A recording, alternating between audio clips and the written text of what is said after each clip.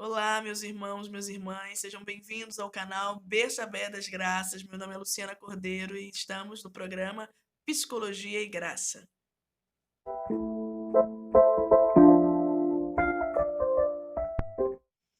Estamos unidos em nome desse Deus que é Pai, Filho e Espírito Santo? Amém. Estamos na quinta aula do módulo Consciência de Si. Se você ainda não teve contato com as últimas aulas, aqui no canal Bersabé das Graças, você pode olhar as últimas aulas para conseguir dar prosseguimento. Na última semana, nós falamos sobre os temperamentos. Hoje, essa semana, nós vamos falar sobre um outro pilar, ao qual forma a nossa personalidade. Um dos pilares é o temperamento. Outro pilar é o caráter. O caráter é aquele pilar da personalidade que é construído desde o dia que nós nascemos. Que vai sendo construído pelas crenças provindas das nossas experiências de vida. Krieger, define o termo crença. Crença é qualquer afirmativa feita por uma pessoa originada da sua experiência. Então, o caráter é aquilo que vai se construindo, que vai sendo influenciado pela educação que nós tivemos, pela cultura do nosso tempo, pelas ideologias da nossa geração, vai se construindo ao longo das nossas experiências de vida e vai formando as nossas crenças. Então, nós temos muitas crenças. As crenças é exatamente aquela forma que nós temos de ver o mundo, um filtro, um óculos, onde nós conseguimos perceber a realidade que nos cerca através daquela experiência de vida. Ou seja, nós vemos o mundo através das nossas experiências de vida. Isso é importante que nós entendamos nesse momento. Então, tem alguns, mais uma vez dizendo, para ficar bem anotadinho, e aí você pode pegar seu caderno para poder escrever, existem essas duas influências da nossa personalidade, o temperamento e o caráter. Quando eu percebo que cada pessoa tem uma história de vida, também tenho a percepção que cada pessoa tem uma visão muito parcial da realidade. Quando vai entrando, eu tendo consciência, eu vejo que eu percebo só um pouco daquilo que é o todo que é a realidade. Então, cabe a mim, dentro desse despertar espiritual, e a graça vai nos dando esse despertar, onde vamos saindo do nosso egoísmo para vermos a possibilidade de enxergar o mundo de uma outra forma, a forma talvez de ver do outro, entendendo que o outro carrega em si uma bagagem, carrega experiências, que hoje os comportamentos que ele traz também são provindos dessas experiências. Então, quando eu começo a entender que eu tenho uma maneira muito egóica de ver a vida, porque eu tenho a pretensão de achar que aquilo que eu vejo é a verdade, quando eu começo a sair desse mundo egóico, eu percebo que existem outras possibilidades de ver e a partir daí começo a compreender melhor o outro, certo? Eu vou começando a aceitar e respeitar as diferenças de uma forma mais humilde. Por isso existe a metanoia. A metanoia é exatamente um movimento em que eu vou mudando de pensamento. Eu vou saindo do meu egoísmo para começar a lançar outros olhares, percebendo que as pessoas carregam uma bagagem. Uma bagagem, elas também têm um filtro. Um filtro pelo qual enxergam também a vida, que não é a minha percepção. Entende?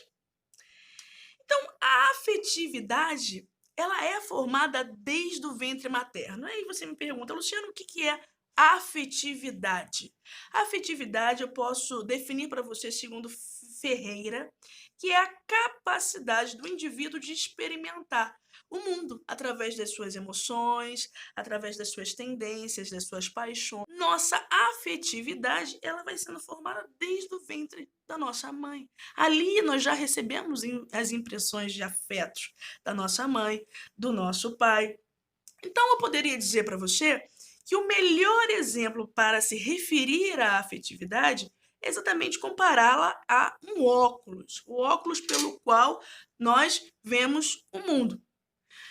A forma como nós somos gerados implica, Luciana, nessa afetividade? Sim, implica. A forma como nós somos gerados no ventre da nossa mãe, a forma de aceitação ou de rejeição, isso nos afeta? Isso nos deixa uma impressão, uma marca na nossa afetividade? Sim, deixa. O carinho que recebemos dos nossos pais, assim, quando nós viemos ao mundo, isso implica dentro da nossa afetividade? Sim, implica. A forma como somos abraçados, aceitos, a forma como nós vamos crescendo e vamos nos relacionando com o nosso pai, com a nossa mãe, a relação que estabelecemos com ele, a ausência ou não de um ou de outro, as brigas que vemos dentro de casa, ou o amor que nós vemos dentro de casa, tudo isso vai marcando, vai construindo a nossa afetividade. A forma como nós nos relacionamos com os nossos pais, com os nossos irmãos, vão gerando em nós padrões de comportamento. Isso é importante que nós entendamos aqui. Tudo isso que vai marcando a nossa afetividade, elas vão gerando padrões de comportamento.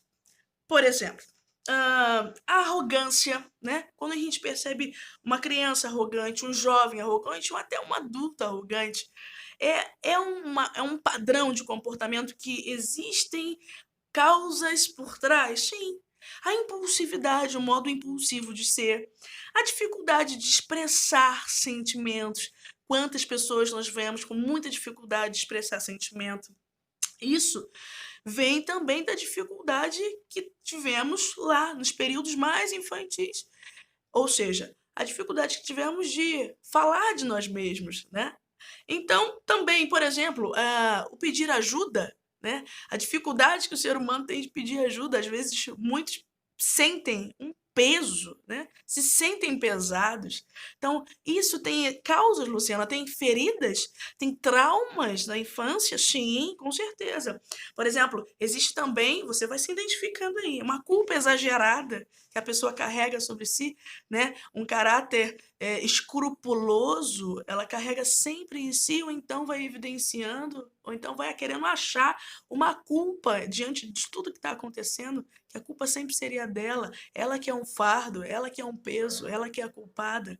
E isso também é uma afetividade já desordenada. Por exemplo, comportamentos de timidez, uma vergonha exagerada, medo de errar, uma cobrança louca em cima de si mesmo, sobre si, as desconfianças na própria relação. Nossa, como existe isso, né? Quando a pessoa ela decreta alguns votos secretos, né? Onde ela mesmo diz que ela não quer mais sofrer, ela não quer mais viver aquela dor.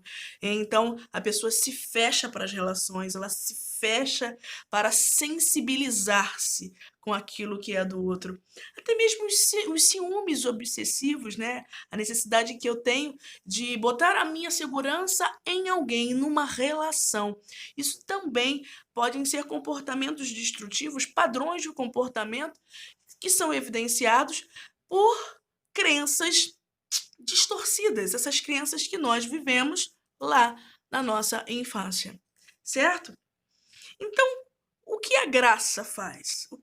Qual é o papel da graça? Já entendemos que existem os temperamentos, existem agora existe o nosso caráter, né, que são as nossas crenças que trazemos, e muitas dessas crenças, esses óculos, né, esse óculos ele tem crenças distorcidas, então vamos vendo o mundo de forma distorcida. A graça, o papel da graça é orientar, ordenar agora a nossa afetividade para começarmos a ver o mundo, as pessoas, a nós mesmos, de uma forma diferenciada. Então, a graça vai trabalhar tanto no nosso temperamento quanto na nossa afetividade, para que eu aprenda a construir uma identidade de filho de Deus e de filha de Deus. Para que eu aprenda a olhar para Deus e me relacionar com Deus de uma forma madura, para que eu aprenda a olhar para mim mesmo e me relacionar comigo mesmo como filha de Deus. Como eu consigo olhar para o outro e me relacionar com ele como filho de Deus.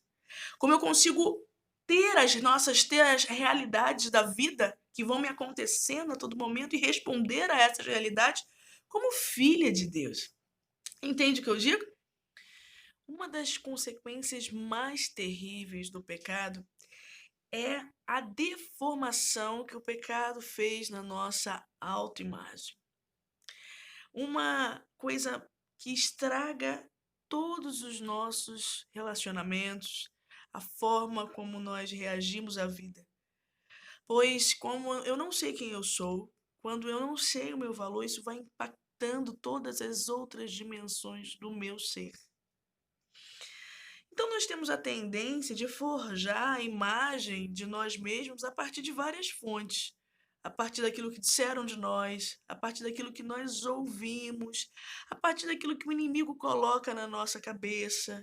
Porém, dificilmente nós forjamos e entendemos nos compreender a partir da imagem que Deus faz de nós. Nós vamos começar a perceber que a partir da graça, do amor de Deus, nós urgentemente precisamos entender quem somos, a nossa autoimagem, para a partir daí entendermos como vamos fazer as nossas relações acontecer, o nosso valor frente ao mundo, o nosso valor em frente à sociedade, em frente a uma relação, que nós vamos compreender um pouquinho mais durante essa semana, como nós vamos tratando e como a graça vai sendo esse veículo, esse recurso que vai transformando a nossa forma de nos enxergar. E a partir daí, enxergar todas as outras realidades.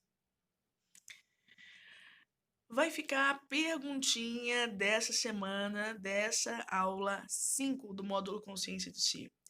Você, olhando para a sua própria história, você consegue perceber o quanto as suas crenças interferem nos seus comportamentos? Você começa a perceber, você consegue perceber o quanto as suas crenças, elas interferem na forma como você analisa aquilo que acontece com você? Pensa bem sobre isso. Dá uma olhadinha na sua história e começa a perceber as suas reações. Essa vai ser a pergunta desse dia, dessa aula, tá bom? Então, você achou que esse conteúdo, o conteúdo dessa aula foi relevante para a sua caminhada espiritual? Se você gostou, se inscreva no nosso canal e ative as notificações para ser avisado dos próximos vídeos. Aqui na descrição desse vídeo tem um link. Apertando nesse link, clicando nesse link, você vai para o WhatsApp Psicologia e Graça, um conteúdo exclusivo desse projeto que eu tenho certeza que vai contribuir muito para a sua vida espiritual. Tá bom? Obrigada pela sua presença. Em nome do Pai, do Filho e do Espírito Santo. Amém.